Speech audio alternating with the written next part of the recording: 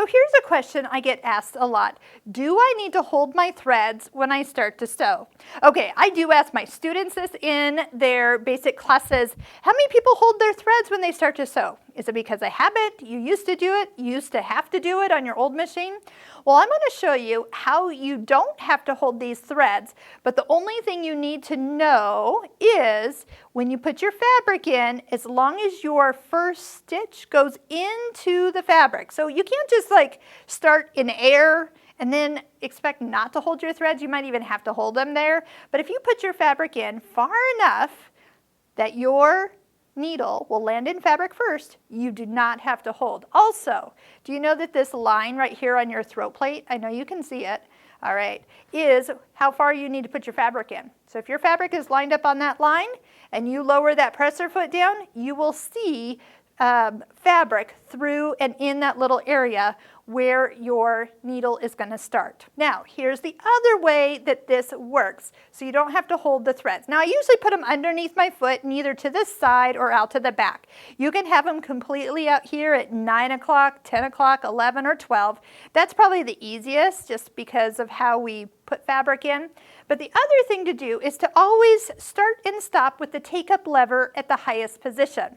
Now, you will find this machine is going to kind of do that for you if you always let the machine kind of finish the end with one of a couple ways. Always using the scissors, because that always brings the needle to the highest position.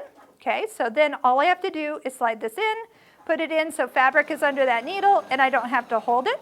The other thing would be is if I lift the foot up when the needle stops in the up position. So if the needle's stopping down, that you, instead of turning this hand wheel and turning the needle up, that you actually touch the needle up button, or I'm going to do this one other way. I'm going to just tap the toe on the top of my foot control. You know what I'm talking about? If you just tap it, you get a half a stitch.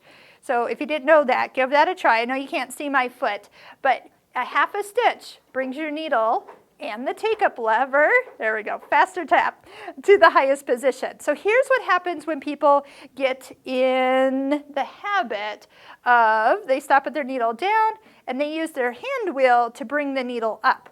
Even though I brought my needle up, the take-up lever is actually still down in this area.